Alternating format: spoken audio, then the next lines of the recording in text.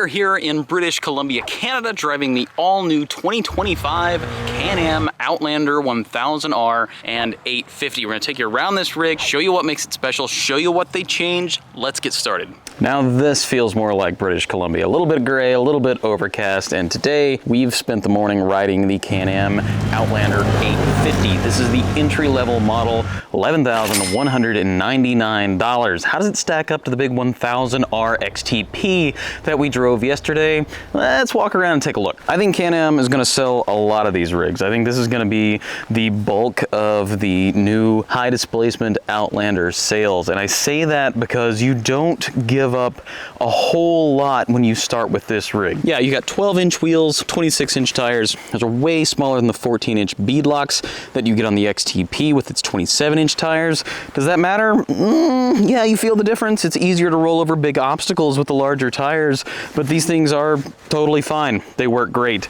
You don't get a front sway bar. Does that matter? Only when you're really hustling it.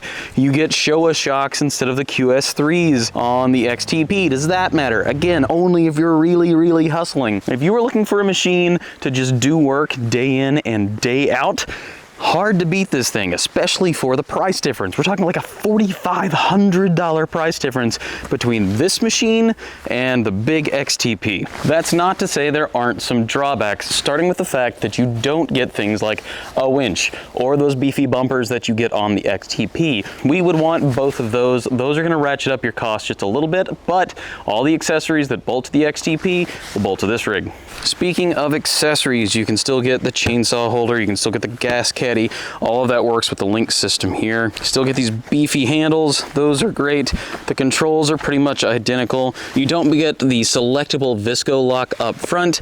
Again, only if you are really working this thing does that matter. You still get the same towing capacity, 1,850 pounds, thanks in part to that big 2-inch receiver back there. This is a lot of machine for the money, especially when you consider what Can-Am's asking for the big XTP. Is it down on power? Well, in this configuration, this engine, it's the same 999cc V-twin, just detuned with a different ECU flash, so you get 82 horsepower and something like 66 pound-feet of torque. That's down from the 101 horsepower that the big 1000R gets. Do you feel it? Yeah, especially on the top end. If you're trying to pull over 60 miles an hour, you can really feel the difference. Most people are not gonna be riding this rig at those speeds. This thing is still gonna be plenty quick for most riders. I think this is the buy if you're looking to get into a big Outlander.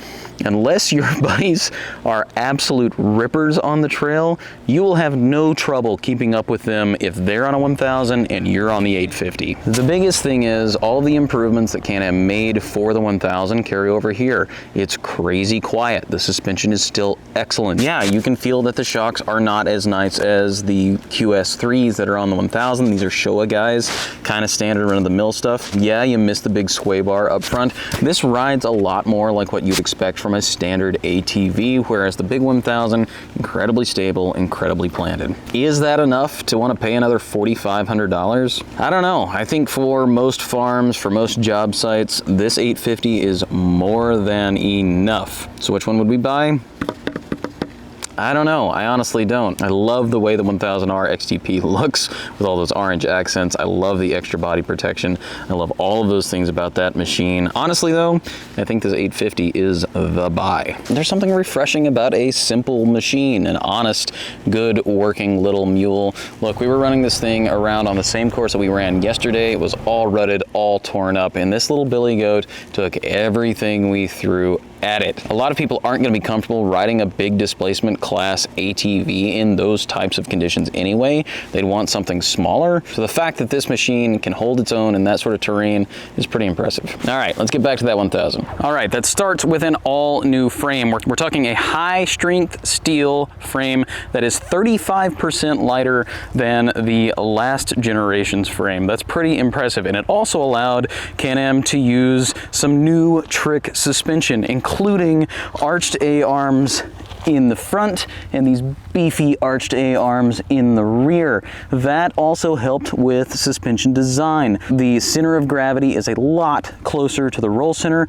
which means this thing is more stable, and I can confirm this is a very stable rig. This is a big machine. We're talking 1,000 pounds of ATV, and it doesn't ride like it. It rides incredibly flat. It's awesome. It feels smaller than it is. And of course, the big news is the 101 horsepower, 999cc parallel twin. That sucker's got dual overhead cams. It is an absolute riot. But what's most impressive is that it's really tractable low in the rev range. I think this thing makes peak power somewhere around 7,700 RPM, somewhere around that. But below that, it's nice and linear. This isn't a machine that's going to spook you. It's got nice, easy power. You just bleed on the throttle and you don't have to worry about it taking off. It's a lot smoother than some of the old Can-Ams that we're used to. And I gotta say, it makes some competitors feel a little herky-jerky. So Can-Am got all of that power out of that 1000 by increasing the compression ratio. I think it's up to like 11.8 to 1. However, this machine can still run 87 octane, and when you do, it only hits you with a power penalty of around 3%. That's pretty good. Like the 500 and 700, this machine, which is the 1000R, is identical driveline wise to the 850. The only difference is an ECU flash. I say only difference, not exactly. For one thing, the 1000R gets a much beefier radiator and fan, so it's not like you can just save a little money, buy an 850, and then reflash the thing up to the horsepower levels that you see on the 1000R. There are other little bits and pieces that make up that difference. It's also worth noting that the 1000R gets 4 wheel disc brakes, while the 850 has to deal with 3. 1000R also gets a true locking front differential, while the 850 gets the usual Visco lock, non-selectable. 1000R is an absolute ripper. It makes 11 more horsepower than the Polaris XP 1000, which I'm here to tell you is no slouch. Speaking of that monster engine, before we get more into capability, let's talk about the thing that, like the 500 and 700, this thing is fully enclosed. NVH is much better noise, vibration, and harshness. At idle, this thing is incredibly quiet, and even when you're ripping down the trail, you don't hear a lot of engine clatter. What you hear is the machine working. It's good noise. Can-Am said they spent a lot of time working on making sure riders hear the noises they want to hear and don't hear the noises they don't want to hear, and man, does it make a difference. Back to capability. Front rack. You've got storage up here. You can also haul 130 pounds on this front rack. You can put 240 pounds on the rear rack. Tweaks to this machine. There are rubber bushings throughout the vehicle, which makes it much quieter. Competitors in this segment and even the outgoing Outlander were notorious for squeaks and rattles, and you just don't get that with this machine. I was ripping through the woods here earlier and I kept thinking, oh man, they really were putting us on with all that. I keep hearing a clunking noise, and then I realized I was hearing the winch. Ergonomically, this thing is thought out really well. You have massive toe boxes. The seat is big and comfy.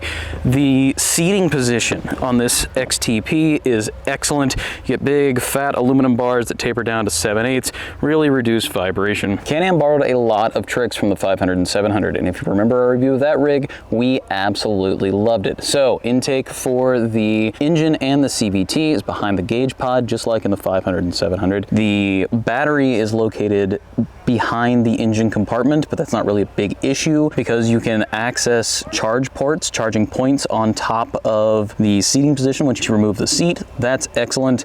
Serviceability. You can get to this engine no problem. It's toolless to get all the way to check your oil. It's toolless to get into your CVT. Both of those things are excellent. And I think it's 1 bolt to get to the oil filter. Those things are great. Speaking of your oil filter, let's talk about something truly wild. Maintenance.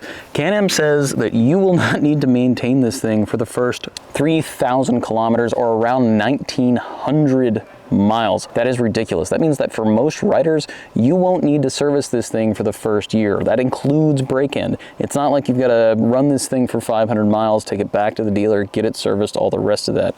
Part of that is because this thing carries a lot of oil. This big 1000cc engine carries 2.8 liters of oil. That's as much as some cars.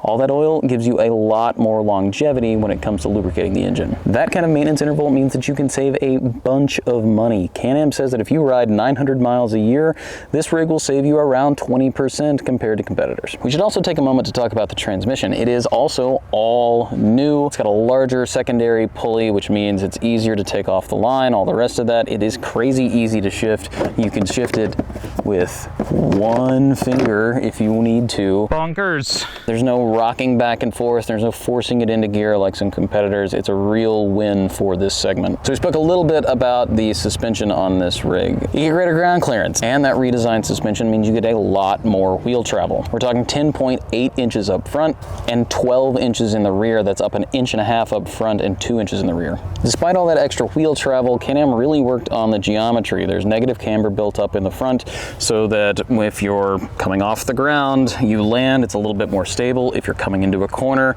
that negative camber straightens up and makes sure that you have a greater tire contact patch on the ground while you're riding.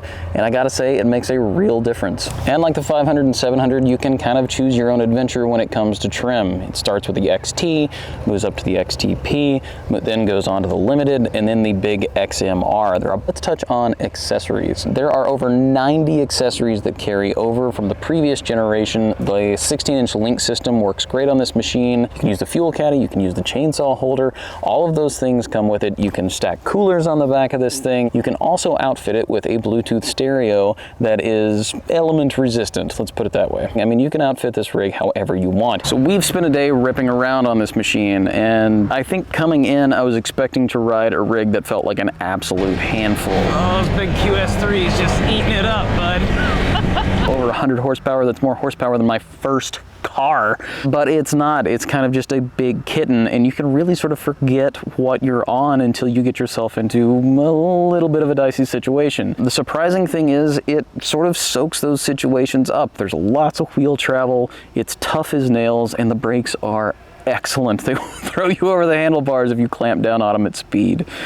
Speaking of speed, at one point today I saw 74 miles an hour on the trail. This thing is an absolute ripper.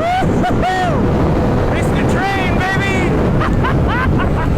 If you have to have the biggest and the best and the fastest machine out there, I don't think you can do any better than this right now, at least not until Polaris or somebody else catches up. So how do we sum this up? Well, it's stiffer, it's quieter, it has more power, there are still a lot of accessories for it, it's more comfortable to ride, better in every way than the outgoing model, and keeps up the trim that Can-Am established with the 500 and 700 of really pouring resources into the ATV segment in a way that a lot of manufacturers just aren't. And as side-by-sides continue to get more and more expensive, more and more buyers are looking back at ATVs, and rightly so. Can't blame them for it. So how much will the new Outlander cost you? Well, if you want a 1000R, it starts at $12,499. The next model up, the XT, starts at $13,649, and this bad boy, the XTB, is $16,599. It goes up from there. You can buy this machine in pretty much whatever configuration you want.